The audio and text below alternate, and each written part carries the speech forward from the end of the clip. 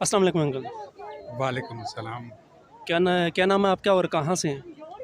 मशाल मरवत, लकी मरवत से। लकी मरवत से आए हैं। अच्छा, आप मुझे ये बताएं कि जिस तरीके से हमारे पाकिस्तान में इस तरह के केसेस जो है ना अनगिनत रुनमा होते रहते हैं, आए दिन कोई ना कोई केस सामने आता है, तो इसके बारे में आप क्या कहना चाहेंगे? बात ये है कि मैं थोड़ा तफसील बताना चाहूँगा अपने हुकूमत को भी। जिस पार्टी जिसकी हुकूमत है मैं उसी पार्टी का से ताल्लुक़ भी रखता हूँ। यहाँ से कुछ फासले पे 120 दिन कुछ हलकों में प्रॉब्लम हुआ था, सर पे उठाया था पूरा इस्लामाबाद को। वो तो एक दुनियावी मसला था और इस तरह होते रहते सियासी मसला था। लेकिन कुछ अरसे से इसी हुकूमत में हमें तो ये समझाया था, हमें तो ये सिखाया था, पूरे अवाम को सिखाया था कि मदीना की रियासत होगी, यहाँ पे इंसाफ होगा, गरीब और अमीर में फ़र्क नहीं होगा। लेकिन आज एक अमीर आता है और गरीब के साथ ये करता है, जो दिन के 12 बजे की रोशनी है और उसको अंधेरा बनाते हैं और सब उस पे आंखें बंद करते हैं। मैं अपने वज़ीर आज़म से अपील करता हूँ कि जो मदीना की रियासत में, क्या उसमें भी ऐसा होता है? उसमें भी सज़ा इसी तरह होती है कि वो पड़े रहें और अपनी मर्ज़ी से करते हैं और जो इसके वालिदैन हैं वो तड़पते रहते। आज हम आए इसके यकजहती के लिए।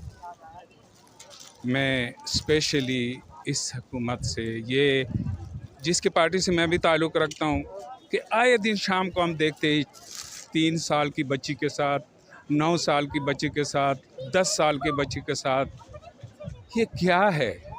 क्या ये अगर हमारे मुल्क में ये पिछले हुकूमतों पे जिस पे तनकीद हो रही थी तो हम तो हट गए, इसलिए कि नया सूरज तुलू होगा, नया हुकूमत होगी, नया पाकिस्तान होगा। क्या यही हमारा नया पाकिस्तान है? जब लाश के साथ ये होता है फिर उसके साथ जुल्म भी होता है। हमारे पूरे अवाम के ख़्याल में एक अदमखोर कबीला रमूदार हो गया। अदमखोर, अदमजी नहीं, अदमखोर। और उसके एक दरिंदा आता है और कैपिटल में ऐसा करता है जिसने कुछ दरिंदे भी पाले हुए हैं और एक जुल्म करते हैं। उस पे भी हम केस चलाएंगे, उस पे भी हम केस चलाएंगे। जो खून भी है, खून आलूदा कपड़े भी है, लाश भी है, वो बेहुरमती भी हुई है, सब कुछ है। उस पे भी हमारे मुल्क में इतना फारिग टाइम है कि हम उस पे भी केस चलाएंगे। अगर इस केस को इमरान खान याद रख, कुछ भी हुआ हम न थाने जाएंगे, ना हम अदालत जाएंगे। जब इस केस में इंसाफ नहीं मिलेगा तो मिलेगा किस केस में इंसाफ? टुकड़ों में इंसाफ नहीं मिलता, किस चीज़ में इंसाफ मिलेगा? मैं आपसे हट के अपने जनरल को भी कहता हूँ कि अल्लाह पाक आपको बहुत उम्र दे। जिस इस वक्त जो आप पाकिस्तान के साथ कर रहे हैं, आपके इदारे कर रहे हैं, हम बहुत खुश होते हैं कि जब हमारी तारीफ़ कोई और मुल्क करता है। लेकिन जन साहब, आपके इदारे भी इसकी इन्वेस्टिगेशन करें।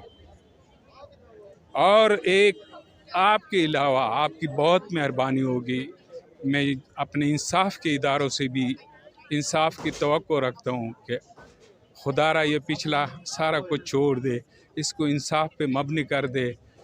और आखिर में मैं इस वकील से भी अपील करता हूँ कि अगर अल्लाह पाक ने आपको इतना इतना तालीम दिया है और इतना अक्ल दिया है और इतने पैसे और शऊर दिया है, तो क्या इसलिए किया कि आप जालिमों का साथ दें? आप भी बराबर के शरीक वकील साहब माइंड ना करना।